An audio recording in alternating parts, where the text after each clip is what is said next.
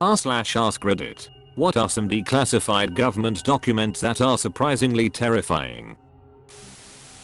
When the Space Shuttle Challenger was destroyed, it was reported that all 7 astronauts were killed instantly. It was revealed decades later that some, if not all of the astronauts survived the initial explosion, as the cockpit cabin had enough protection to not be breached. For 2 minutes and 45 seconds, they were awake and aware as they plummeted toward the Atlantic Ocean. Understandably, NASA knew that the news of their terrifying death would have crippled the space program even more than it already was. We looked at this in flight school and pretty much, there's evidence to support that the crew was still running their procedures. Even after it was obvious stuff hit the fan, they didn't die accepting their fate, they died astronauts. That's something to be admired in my opinion. Project Sunshine, where the US government bought remains of dead infants to test for radiation. When they took limbs from them, the parents were never told. One mother wasn't allowed to dress her daughter for her funeral because doctors had removed her legs and didn't want her to find out. They tested iodine on mentally challenged children as well. In that time, oftentimes orphans and children who were behind in school ended up at these institutions. The US government also inserted radioactive material into a man after a motorcycle crash and didn't tell him.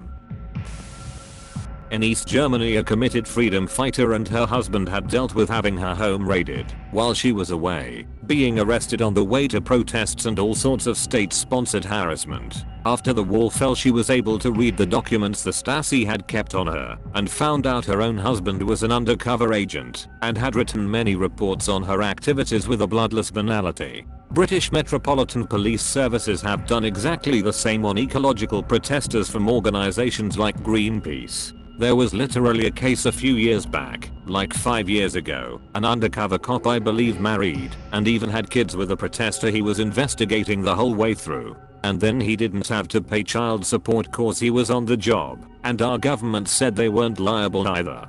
Freaking joke.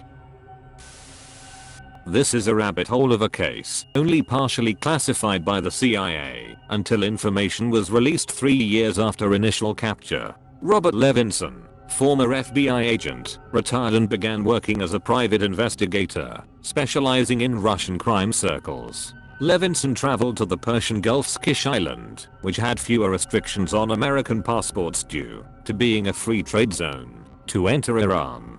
He was last seen March 9, 2007.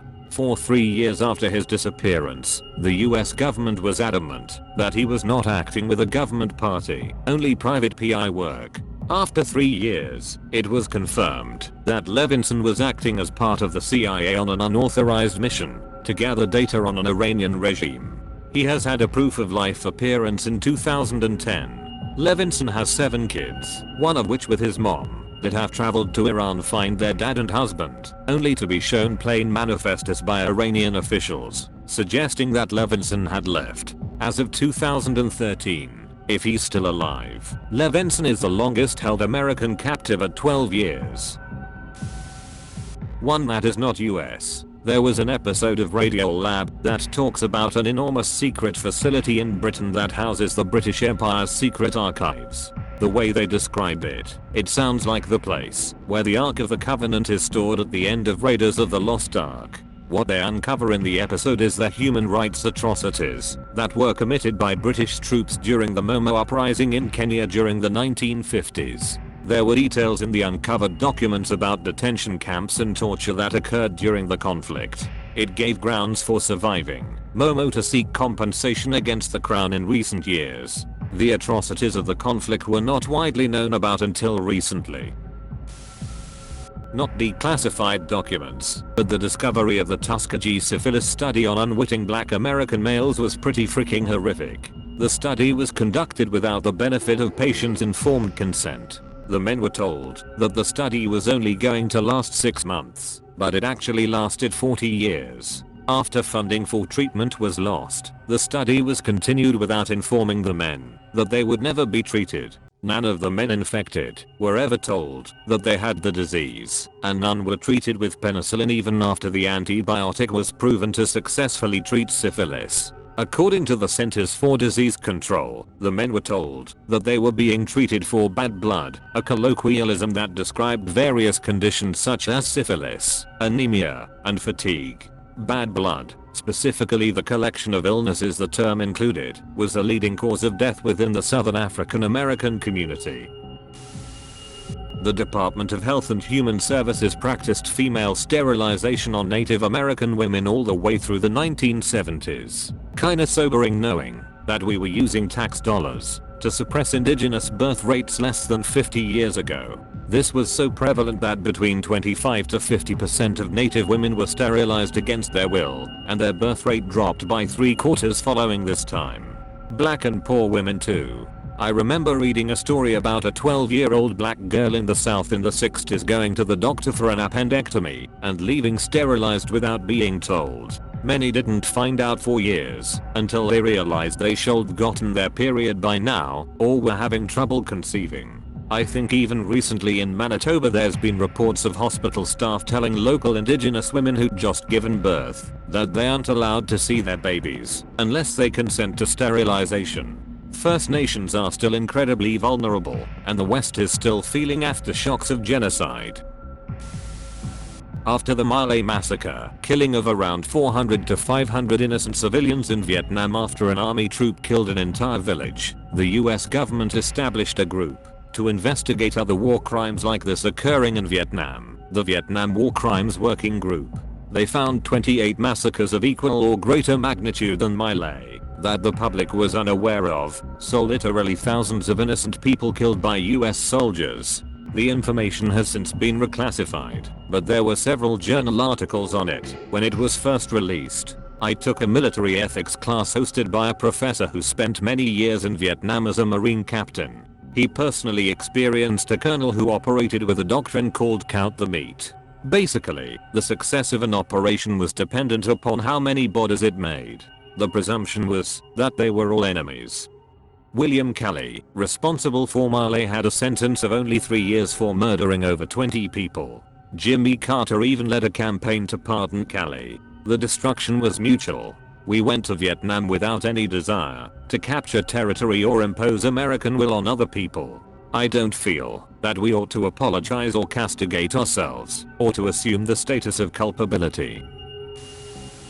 Not really terrifying but fricked up, Operation Paperclip, where after World War II the US government took Nazi scientists and shipped them to America to do science. Some of them came straight from Nuremberg cells, the most noteworthy being Werner von Braun.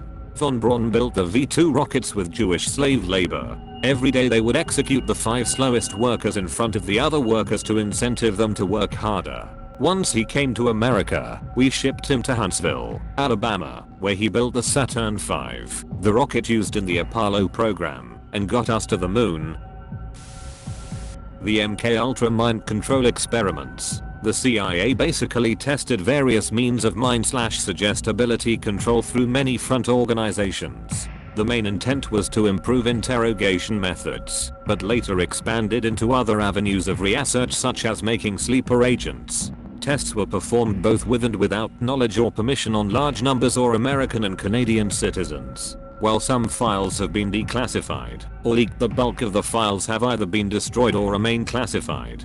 As a result, larger statistics on the project such as death tolls, numbers of subjects and personnel involved, and research gained can only be estimated as of today. It was also just super illegal, violating the Nuremberg codes. They drugged CIA members at random with LSD. They set up brothels to trap CIA agents into taking LSD and then interrogated them. There was no informed consent. One person on LSD jumped out of a window, but his family upholds that he released information when on LSD that could be dangerous to the US, so the government killed him.